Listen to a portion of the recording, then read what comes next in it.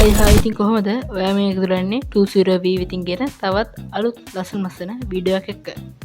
ගොඩක් අය තියෙන ප්‍රශ්න තමයි මෙන්න මේ වගේ ග්ලයිඩ් එකක් හදාගන්නේ කොහොමද කියලා.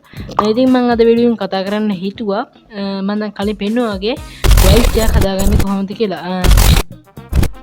මේ ග්ලයිඩ් එක හදාගන්න මහ ලොකු දෙයක් කරන්න ඕනේ නෑ මේ වීඩියෝ එකේ නම්.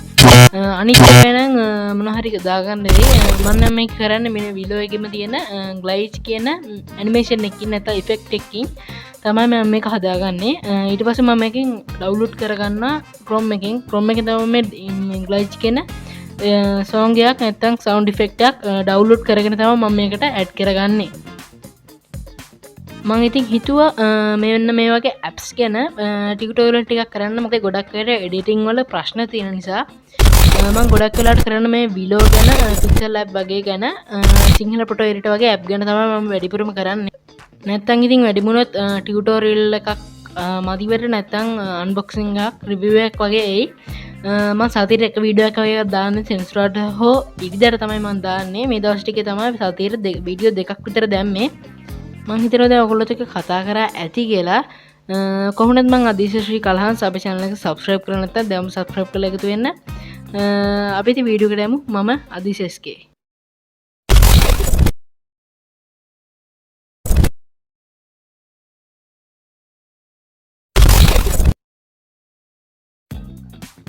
හරි ඉතින් ඔයාලට මේ විදිහට Vllo එකට log වෙන්න පුළුවන්. ඊට පස්සේ ඔයා මෙතන new project යන්න ඕනේ.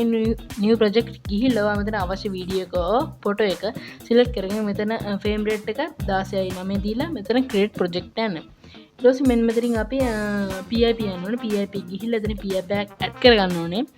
add කරගත්තාම පස්සේ මම මේ මගේ logo එක තමයි add කරගන්නේ. logo එක මේ විදිහට මම resize කරගෙනම රීසයිස් කරගෙන මම මෙතන යනවා ඇනිමේෂන් වලට. ඇනිමේෂන් වල මම මෙතන ෆේඩ් එක දෙනවා. ෆේඩ් එක පොඩක් එහෙමම දිනනවා. ෆේඩ් එක එහෙම දුන්නාන් පස්සේ මම මෙතන යනවා ඇනිමේෂන් වල.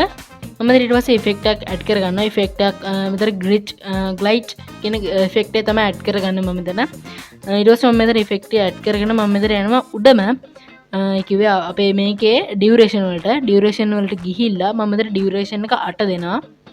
ඒ කිව්වේ තප්පර 8 වගේ. ඊට පස්සේ මම මෙතන මියුසික් වලට ගිහිල්ලා මෙතන ග්ලිච් කියන මම ඩවුන්ලෝඩ් කරගත්ත මියුසික් එක ඇඩ් කරගන්නවා. ඇඩ් කරගත්තාන් පස්සේ වීඩියෝ එක අපිට එක්ස්පෝර්ට් කරගෙන මෙන්න මේ විදිහට අපි හදාගත්ත වීඩියෝ එක බලා ගන්න පුළුවන්.